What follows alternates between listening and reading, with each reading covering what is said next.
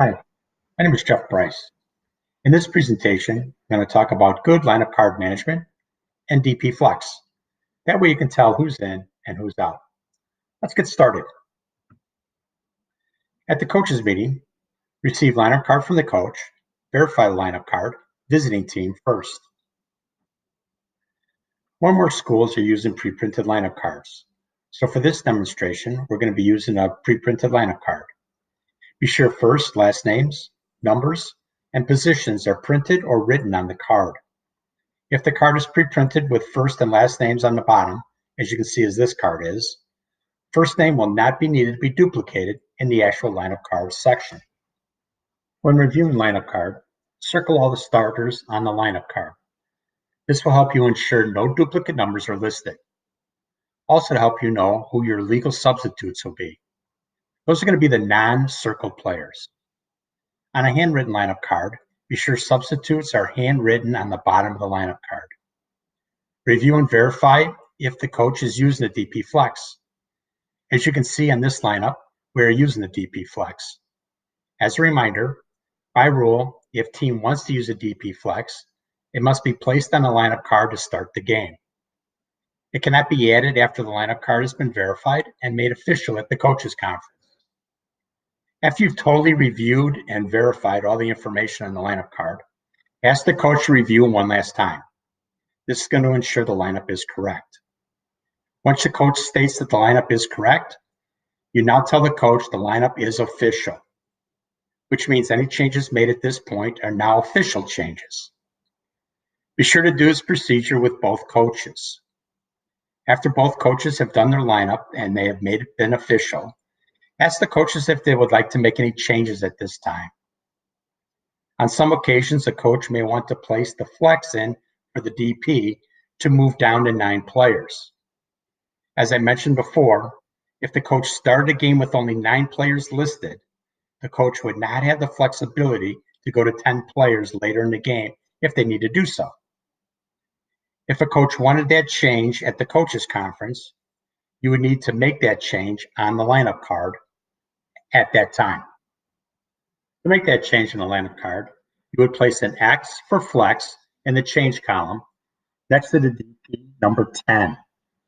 Place a small number 1 next to the X to show this change happened in the first inning. It's too long of a story for me to tell you in this presentation on why I do this, but trust me, in some game you're going to be working, you're going to be glad you did. This change now means that the DP number 10 is out of the game and only has one more re-entry. Verify with the opposing coach that he or she has noted that change and that the team is now down to 9 players. Remind the coach that any other changes to their lineups needs to be reported to you. After lineup cards are made official, if you haven't done so already, review all the other items you need to review at the coaches conference.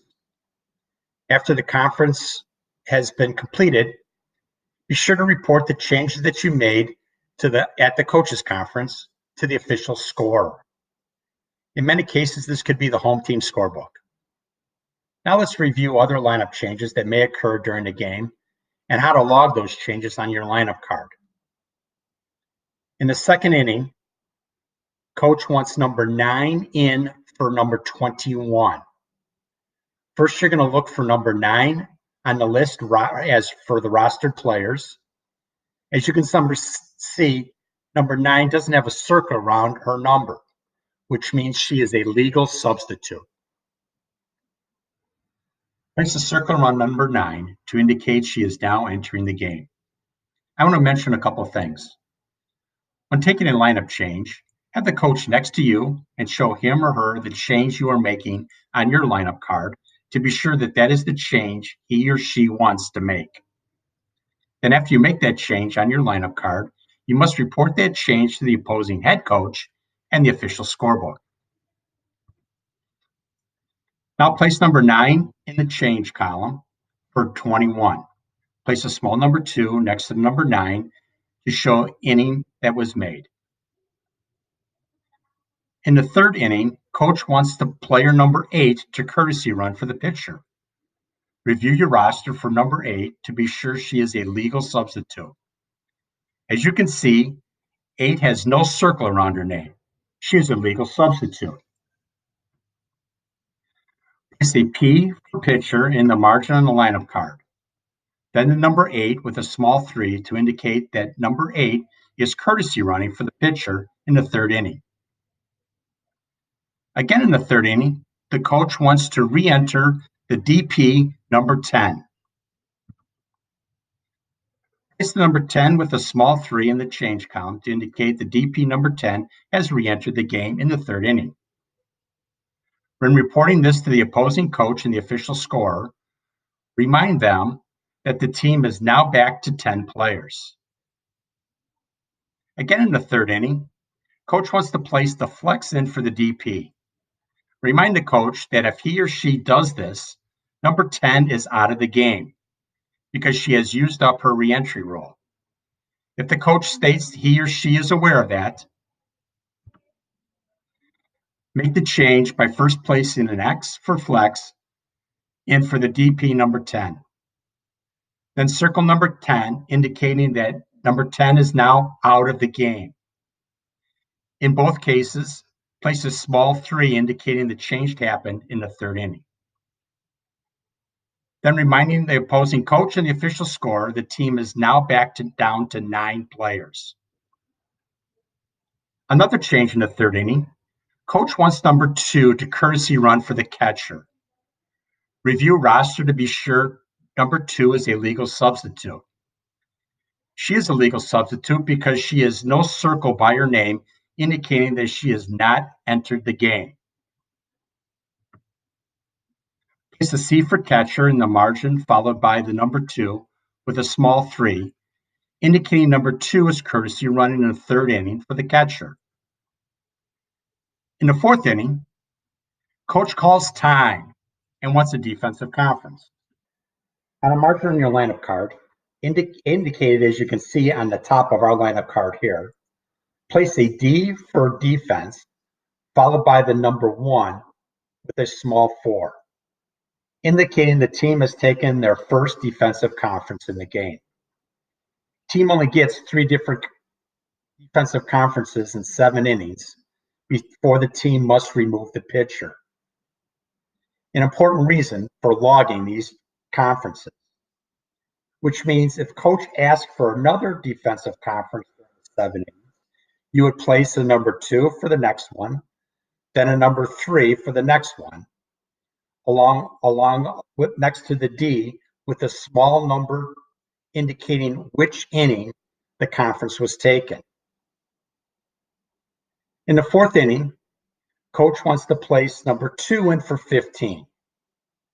As we've done with other changes, review roster to ensure number 2 is a legal substitute. As you can see, number 2 does not have a circle around her name, indicating she has not been substituted into the game. Yes, she was a courtesy runner, but by rule, courtesy running is not a substitution entry into the game. Place a circle around number 2, indicating she's entering the game. Then the change column for 15, place the 2 with a small 4, indicating 2 has replaced 15 and entering in the fourth inning. In the fifth inning, coach wants a courtesy run number 2 again for the catcher. Yes, number 2 did courtesy run for the catcher, but you are not going to allow this change. As you can see, number 2 now has a circle around her name, which means she's no longer a legal substitute in order to courtesy run. Not allowing that change, the coach now wants number 8 to run for the catcher because she is a legal substitute. That is true. However, you're still not going to allow this change. Number 8 was courtesy runner for the pitcher. By rule, either courtesy run for the pitcher or catcher, but you can't run for both. Coach wants courtesy runner number 5 for the catcher now. Review your lineup card roster. As you can see, number 5 does not have a circle around her number, which means she has not entered the game and is a legal substitute. You will allow and write this change on your lineup card. In the 5th inning, coach wants to place number 20 in as DP. Review your roster to be sure 20 is a legal substitute. As you can see, 20 does not have a circle around her number, which indicates she is a legal substitute. Place a circle around 20, indicating that she is entering the game. Place number 20 in the change column with a small 5 in the DP slot to indicate that 20 in the 5th inning has entered the game as DP, and the team is now back to 10 players. As always, notifying the opposing head coach and the official scorebook. Something to help you in regard to the DP flex.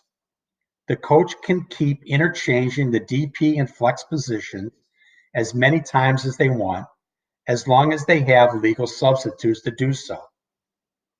As you can see in our exercise here, we interchanged the DP and flex positions 4 times.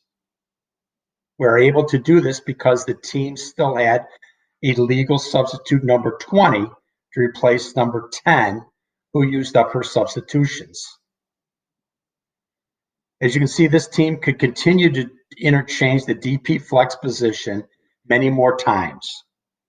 20 still has 1 reentry, and player 5, 8, and 23 are still legal substitutes.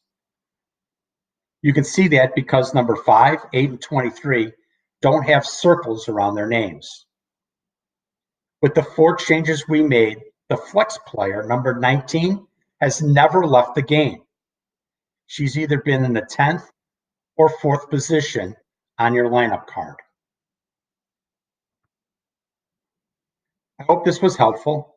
A key part to this exercise is record all, and I want to emphasize all lineup card changes on your lineup card.